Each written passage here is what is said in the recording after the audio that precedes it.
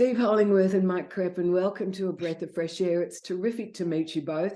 And I just love the music that you guys have been making. You're going to have to walk us all the way back to how it all began. Well, we're going to try to do that. The first thing we should say is that we don't go back right to the beginning. Yeah. I go back like 25 years now with this band as the drummer and singer and road manager and kind of business rep guy. And Mike, you're kind of the newbie now. I'm the newbie, yeah. But you, we grew up together. Like we've known each other. Oh God, it's a long time, right? Yeah. Let's say since the earth was cooling. Yes. So we grew up as kids, and you've kind of been sort of involved with us with recording and started playing in the last year or so, year and a half. But a year and a half, and I've been involved with the Hitmen, which is sort of an alter ego band for 8 years. 8 years. Okay. So we have a lot of musical background together. Yeah. Yeah. And you make beautiful music together. That's for sure. Steve, well, take us back to how it all started for you with Five Man Electrical Band. Well, you know, I was doing music in LA. We're in Ottawa here in Canada, as you probably know. But I was living in LA. I moved there a couple of times back and forth doing some music stuff, songwriting and singing. And the second time I moved back, I'd known most of the guys in Five Man Electrical Band for quite a few years and had done some recording, some television work and stuff. But one of the original members, the first guy to leave, had kind of decided, well, I think I've had enough with drumming with this band and whatever. So I got an offer from Les Emmerson to join those guys, and that was back in '98. Yeah. When I'd moved back here, and I thought, this is awesome. Sure, I was always a big fan. Yeah. Way before even Five Man Electrical Band, they were a band. They were called the Staccatos originally. I don't know if you know that, as a Canadian band, and a very, very big band in Canada back in the day. So I was a long time fan, and I just thought, that's unbelievable because I love the music. I was a fan, and that's kind of how it started. And it just started as a drummer and singer, and then I became the road manager and whatever. But you'd been drumming a lot prior to that, hadn't you? Because your drumming career goes way back to when you were a kid. When I was a kid, yeah. Like I started take drum lessons when I was 9 years old, and my early inspiration was Ringo Starr. I'm sure you've probably heard that from a few drummers. Yeah. Who wasn't influenced or inspired by Ringo Starr? But anyways, yeah. But why the drums? I was thinking about that actually earlier today, and I remember back being as a kid that I just saw a drum set in a Sears catalog, Simpson Sears catalog, a little like a toy drum set, and I just said to my dad, "That looks pretty cool. I think I'd like to try that." And that's how it started. It was even before Ringo, and I think it was the next year the Beatles came. I guess I'm dating myself here now a little, but then it just got really cool from there on in. I was doing drum lessons, and I loved the drums, and I just really took to it. And then the Beatles happened. I became such a huge, like everybody else in the world, so smitten. And Ringo was just the coolest guy ever. Who could be a cooler drummer than Ringo back then? So that's kind of how it started. So you grew up on drums and loving Ringo. You also managed to play with a whole lot of different people too, didn't you, before you joined this band? Yeah. I played with a number of bands over the years. I've done tours, dates with bands like Rush and I don't know. I can't. When you were at Butler, right? Yeah, I played with all kinds of big different bands. I mean, I played with everybody. Often as an opening act. For Kenny Rogers and you name it, it runs the whole gamut, like from Rush to Kenny Rogers to whatever. I was actually the drummer. I don't know if you've heard of Pat Travers in Australia, the great guitar player. Yeah. Well, I was him and a very good friend of my bass player both played with Pat. We were his rhythm section back in the day. Yeah. Yeah. So. Yeah. Sorry. God bless you. Yes. Thank you. So Five Man Electrical Band, I mean, I don't know how many people know, but they were actually one of Canada's best loved and hardest working rock and roll bands back in the 60s and 70s. Yeah. As you said, they were formed in Ottawa in Ontario in 1964 as the Staccatos. Yeah. But how did they first gain national recognition there? Do you want to? Yeah. Some of these stories. I'll come in. Basically, they were started off as a local band in Ottawa, and then went to Toronto and expanded their name. And very shortly after, they became the #1 band in Canada with several big hits. They've done some recording, and in actuality, they played for the Queen of England, God bless her soul. Yeah, they did. I was there in the stands that day. Oh, God. Watching them. Yeah, for our centennial in 1967, Canada and Day. they had the #1 hit, and they What were was that? Which one was that, Mike? It was a song called "Half Past Midnight." Great pop tune. A great pop tune that was huge here in Ottawa. In Canada. In Canada. Yeah, sorry, that I misspoke. And they were co-#1 band in Canada with the Guess Who. And the two bands coming up at that time, the Guess Who were kind of the Western band, Randy Bachman and Burton Cummings and those guys, and it was Staccatos in the eastern part of Canada. They were really the only two bands that were doing this, really started to make things happen for Canadian music. Yeah, and they actually did an album as a Coca-Cola promotion called A Wild Pear, where if you, you don't look that old, but back when we were kids, you know, you could take the peel off the inside of you'd open up a Coke bottle and you could take a little plastic peel. And if you saved up, I think it was 10 of them, and sent it off to Coca-Cola with $1, they would send you an album with one side would be the Staccatos. Staccatos are on side A, actually. Yes, and the Guess Who were on side B. And today, this is a very rare. Huge, it's rare, and it's a huge collector's item. Yeah. Wow. Well, we certainly didn't have that. How amazing. Produced by Jack Richardson. Yeah. Right. So they were known as the Staccatos then. When did the name change come about? That kind of happened around they'd already been playing in the U.S. They'd been recording in the U.S., actually at the Capitol Tower in L.A., had done some recordings there as the Staccatos. And they've been doing a little bit of touring in the U.S. Now, I wasn't playing with them then, so I'm kind of going by memory and stories and stuff. But they changed the name when Teddy joined, I think. Pedro, who's still playing with us, joined the band. And I'm just trying to get the date straight. Well, not the exact date. It's about 69. Around 69. I just know they needed a cooler name for that era than the Staccatos. So they came up with Five Man Electrical Band, and it was actually the name of a song. There's a song called Five Man Electrical Band, which was on the Goodbyes and Butterflies album. Yeah. Right. So, it was the original bass player's idea. They were trying to come up with a name, something cooler. You know, they're starting to play in the U.S. They're really trying to crack that big record deal thing. And it was their bass player that said, why don't we they couldn't think of a name. Why don't we come up and just use this song that you wrote, Five Man Electrical Band? Yeah. So it became sort of the title track for the album. The album was called Goodbyes and Butterflies. Yeah. And that's kind of how all that started. Wow. Were there actually 5 people in the band? Yes, there were. Yes. It was always Five Man Electrical Band. It's only now we're playing with 7. we're playing with 7. So, okay, and it was, they hadn't really cracked it big until they had that massive hit, Signs, though, had they? Yeah, that's right. Yeah. Tell me the story around Signs. Well, first of all, I just wanted to say they were on the road, and those guys were getting to the point. They were pretty road weary. They've been doing it for quite a while as the Staccatos, and I think they're almost getting ready to throw in the towel, and Signs just went bananas. Yeah. Like they were playing at Cobo Hall in Detroit with Jefferson Airplane, and they got the news from one of their publicists or whatever in New York. Yeah, it was kind of like, guess what, guys? You have a song that's going bananas down the eastern seaboard, the west coast of the United States. It's going crazy everywhere. So by the time they got to Cobo Hall in Detroit to play with Jefferson Airplane, everybody was going crazy over this song. Yeah. So it kind of exploded really, really fast. But getting back to your question more directly, I'm trying to remember what it was. I know the story. Ted, who's keyboard player, who's still playing with us. The way he tells the story is that they were driving to Chicago, and I forget the name of the station. You may remember it. Oh, it's the big station on Windsor, on the Canadian side.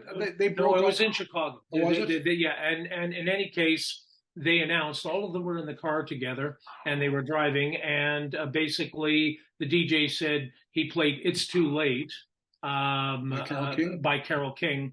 As this is today's #1, but tomorrow's #1 is "Signs" by Five Man Electrical Band, and they stopped the car and they got out and they were all wooting and hooting and woo, doing an Irish jig on the side of the road. Exactly. But I think It part was of a your question phenomenal was, sorry, it was a phenomenal song. Who wrote yes, it, and what were they writing about? what was it? Why was it written, or what was the song about? Yeah. Both, Who wrote yeah. it? Well, it was Les Emerson that wrote the song, and it's kind of a protest song, sort of from that era, the counterculture, the hippie movement and all that. And it was inspired by their travels through the U.S. On Route 66. On Route 66 specifically, Les was seeing all these signs coming up, signs to do this, and you can't do that, this and that. And that's sort of what inspired it. So I guess that kind of got written on the road. Yeah, it got written on the road, and there's a couple of other nuances within the song that actually have a local tie to Ottawa, a certain bar in Ottawa. And the line is, you got to have a membership card to get inside. And that had to do with a particular bar that the Staccatos were the house band at. And it was a golf course. And if a member was golfing, the non-members couldn't get in. So they came up with this thing that for the cost of $1, the guest could be a member for one day. And that's where that line said, the sign said you got to have a membership card to get inside. So, but it was largely about Route 66 and their travels and how the signs got in the way of the beauty of the USA. And that, I can relate to that. Yeah. Anybody who's been through any of the highways on through the US would know exactly what you're talking about there. And what happened to Les Emmerson? What happened to him? Well, Les was my best friend for the last 17 years, and unfortunately, we lost him to COVID just recently, December 10th, 2021. Yeah, and we were in the studio making new music. I got COVID. Our bass player Rick got COVID. Like I said, I had 3 nights of sniffles, and it took Les out. Wow. And Rick got very, very sick. So a rather sad situation. Yeah. But I joined the band before that, and Les actually had another ailment. And he couldn't. We were opening for Tom Cochrane in Regina. I'm sure you've heard of Tom Cochrane. And anyway, he couldn't make the trip, and basically the guys came to me and said, would you be able to cover Les's parts? And I called Les and said, hey, you're okay with this? And he said, oh man, of course I am. With a full blessing. But up until that time, he'd still been playing with Five Man Electrical Band. Oh, yes, absolutely. Yeah, we've been playing together for pretty much, with me anyways, for the last 25 years. And the other original members? Ted is still playing with us, and most of the rest have kind of retired and stuff, So the band as it is now, most of us have been playing together for like 25 years for me. Yeah. Other guitar player Brian and Rick, we're into 20 years now, all of us. So it's between 20 and 25 years of this band. But like Mike said, tragically we lost Les, and but we know he would have wanted us to move on. Keep playing that music. Celebrating his music. So that's what we've been doing. We played a few times, and we actually had a fantastic, here in Ottawa, an evening for Les Emmerson and Jeff Keith. I don't know if you've spoken to Jeff before, Tesla. They had a big hit with Signs. Do you remember that? Back in the 90s. They re-released Signs. They had a huge, monstrous hit. It went to number 8 on Billboard, and Jeff is the singer. I'm sure you've heard of Tesla. Yeah. Yeah, well, Jeff came up and did the tribute show with us for Les, because they had a very good, great connection. It was absolutely wonderful. We got a lot of guest artists. Lawrence Gowan from Styx sent some video messaging. We had a bunch of special guests come. It was a wonderful night. I think Les would have loved it. Yeah. So So when you guys go out and play, what's on your set list apart from that one song? Did you have any other hits?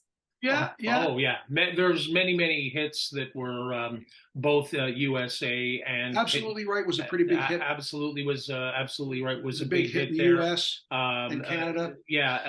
I'm a Stranger Here. Werewolf. Money Back Guarantee. Oh, and another one that John Kay and Steppenwolf. Was it John Kay or Steppenwolf? It was Steppenwolf. They had a big hit with a song that we still play called Moonshine. Yeah. Friend of mine. So that was a kind of a hit for Five Man Electrical Band. And then John Kay picked it up a few years later and had a hit with it. Yeah, made a big hit. So we play all those songs still. Yeah. Right. Okay. So I think we've been unaware of Five Man Electrical Band since Signs. So it's good to hear that you've been working hard and putting out a few hits in the interim. That's awesome. Yeah. And how are you received through Canada? Do you only play through Canada, or you hit the US as well?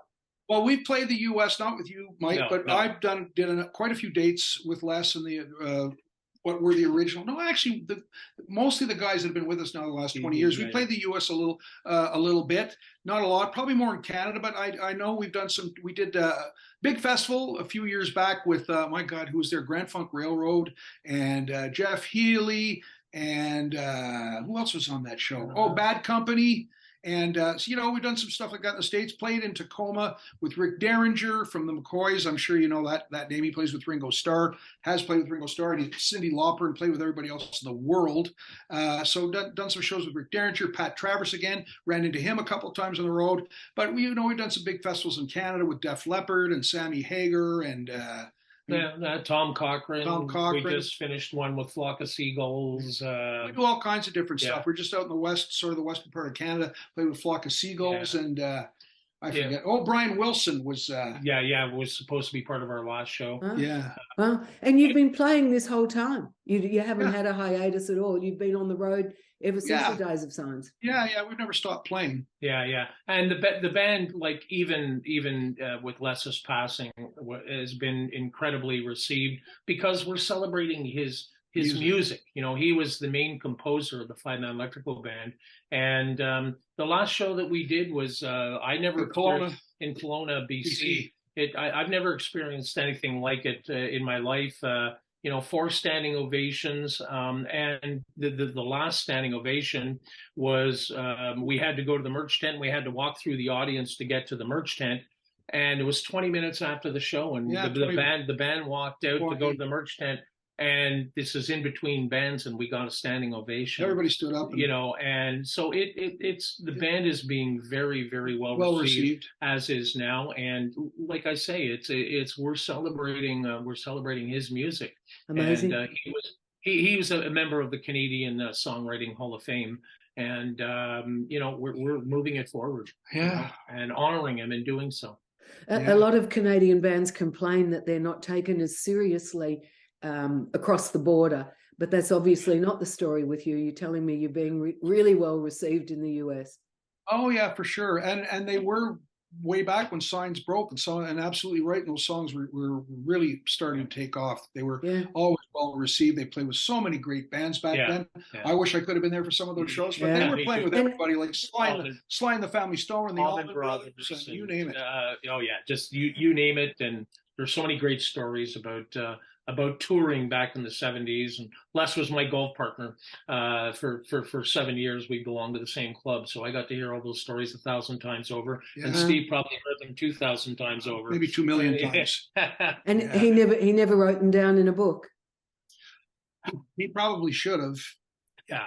We were all saying to him, Les, you've got to write a book. You've got to write a book about all of the experiences of the Five Man, because he was there from day one. And he never got to a book, but he's got some great new songs. And we're going to finish those recordings. We started them a couple of years back.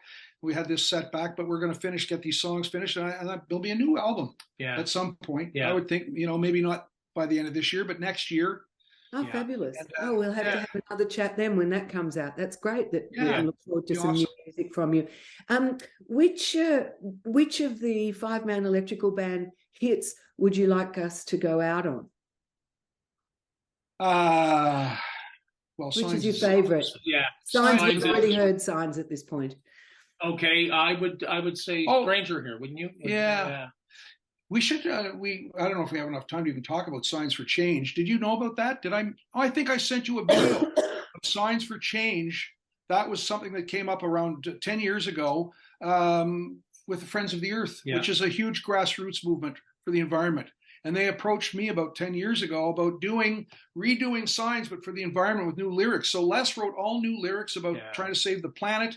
We came up with a new arrangement. We had one of the greatest record producers in the world join us, came up from LA, Eddie Kramer. He did all Jimi Hendrix's stuff, Led Zeppelin, Santana, Eric Clapton. Woodstock. Eddie Kramer was the guy who recorded all the music at Woodstock for that album. So he came up, got involved with this, and we brought in a bunch of great guest artists to appear in this thing. It started out as a little tiny thing from this grassroots movement. They wanted to do like a local sort of a radio ad, and I thought to myself, we've worked in this business long enough. We know enough people. We could probably get a good producer, and let's shoot this in the studio. And we did. It took me about 7 months as the executive producer to put all these wonderful guest artists together. Lawrence Gowan came in from Styx, the singer from Styx. He's a Canadian also and a great singer and keyboard player. So he joined us, a number of other great artists. Yeah. And Eddie Kramer recorded the whole thing for us, all shot live. I think I sent you a clip of that. Did you? I'll go back over my emails and check. Signs for Change. Yeah. Oh, we'll definitely pull that out, and I'll feature that on the website and through the interview too. That's awesome. It sounds like Signs very much. Of course, the same chords and melody, but it's all new lyrics about saving the planet and the environment. So Les did an absolutely incredible spectacular job. When hasn't I first actually helped much, though, has it? No, it has no, sadly, but it was our little effort, and it's a great piece of music. And I was astounded by him again, how after singing that song for so many years with those lyrics in his head, how he could completely transport this into a song about the environment. Yeah. He sounds like an awesome guy. How did he form the band in the first place? How did he form the band? Was it he was instrumental in bringing the other guys together? Well, no, he was one of the first guys in, but he actually wasn't in at the Staccatos at the very start. It was Vern Craig, Brian Rating, and the two Bell brothers. Yeah, the two Bell brothers, and the guy that was the I can't remember the name now. Yeah, I can't remember the name. But he came in after. He was one of the last guys in the early days. Yeah. So it did go through a few different lineup changes. Oh yeah, for sure. He became the principal songwriter within a very short period. He sort of led the charge. Yeah. And then Vern Craig left the band when they became Five Man Electrical Band. Right. Yeah. And so he was the principal songwriter. No doubt about it. Brilliant songwriter. And sang a lot of sang a lot of the tunes that I get to sing today. And I get to sing some because the other band members in that back in the day, he wasn't the only lead singer. Both the drummers, the two brothers, original drummers, had fantastic voices. So I sing a lot of the lead vocals in the night. Yeah. Mike is singing a lot of the lead vocals, and we kind of toss it all around. Yeah, awesome. Which is your favorite song? Which is your favorite song to do? Well, it's got to be Signs, I guess. Well, it would be Signs. That gets apart from Signs. My personal favorite, and I know it was Les's favorite as well, which was not a hit. It was an album tune. Album cut is called "Country Girls Sweet." Yeah, it's a great piece. It's a great piece. It's a trilogy of 3 songs, and I would have to say my favorite after Signs would be "I'm a Stranger Here." Yeah, which is a great song. Yeah.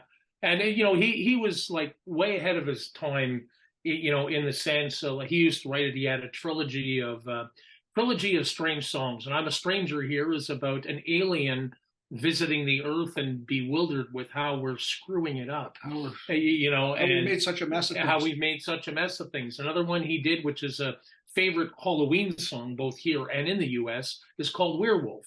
And then the third one is called "Dance of the Swamp Woman," which is another one that I love, which is about a couple of kids who go out at night and see a couple of witches, and then they spend the rest of the night, they were seen, and they're spending the rest of the night trying to get away and be quiet about it. So, but he was very very conscious of the the social and political and ecological state of the world. And he really tried to make statements. His stuff was pretty topical. I mean, early on in the Staccatos, yes, there was lots of boy-girl tunes, but lots of that la la la romance stuff. But he was a pretty topical guy, real smart writer. Oh, sounds awesome. When are we going to see you guys out here in this part of the world bringing Signs this way? Australia? In Australia? Check out our Signs.